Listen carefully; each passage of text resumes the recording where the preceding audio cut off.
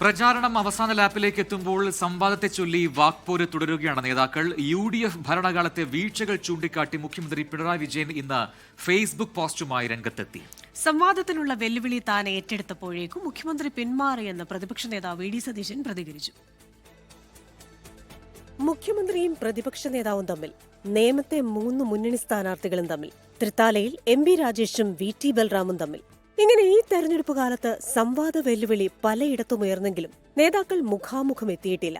ഫേസ്ബുക്കിലൂടെ സംവാദമാകാമെന്ന് വ്യക്തമാക്കി മുഖ്യമന്ത്രി പിണറായി വിജയൻ UDF ഭരണകാലത്തെ വീഴ്ചകൾ ചൂണ്ടിക്കാട്ടി ഫേസ്ബുക്കിൽ വിമർശനവും ഉയർത്തി.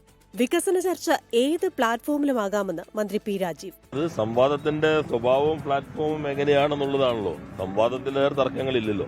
അടിസ്ഥാന പ്രശ്നങ്ങളിൽ നിന്ന് ശ്രദ്ധ തിരിച്ചുവിടാനാണ് ബോധപൂർവം UDF ക്യാമ്പ് ശ്രമിച്ചുകൊണ്ടിരിക്കുന്നത്. അപ്പൊ ആ സംവാദത്തിന്റെ പ്ലാറ്റ്ഫോം ഇന്നതായിരിക്കണമെന്ന് തീരുമാനിക്കേണ്ടായി.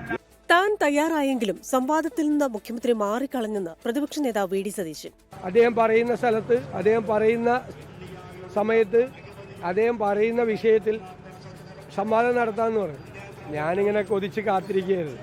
അദ്ദേഹം അത് മാറിക്കളഞ്ഞു. അതേസമയം നേമത്ത് ചെലവ് വരെ താൻ വഹിക്കാമെന്ന് പറഞ്ഞെങ്കിലും രാജീവ് ചന്ദ്രശേഖർ പേടിച്ചോടുന്നുവെന്നാണ് മന്ത്രി വി. ശിവൻകുട്ടിയുടെ പ്രതികരണം. അദ്ദേഹത്തിനോട് ഞാൻ ഏത് സമയം വേണോ നിശ്ചയിക്കാൻ പറഞ്ഞു, ഏത് സ്ഥലം വേണോ നിശ്ചയിക്കാൻ പറഞ്ഞു.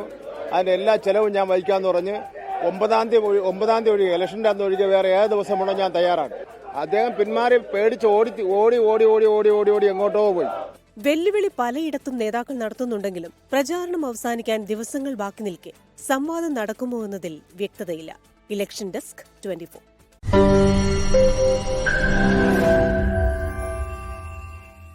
ലോകത്തെവിടെയായാലും ഏത് സമയത്തും 24 വാർത്തകളും ഓഗ്മെന്റഡ് റിയാലിറ്റി പാക്കേജുകളും എക്സ്പ്ലെയിനറുകളും വിശദമായി കാണാൻ ഞങ്ങളുടെ YouTube ചാനൽ നിങ്ങൾക്ക് സബ്സ്ക്രൈബ് ചെയ്യാം.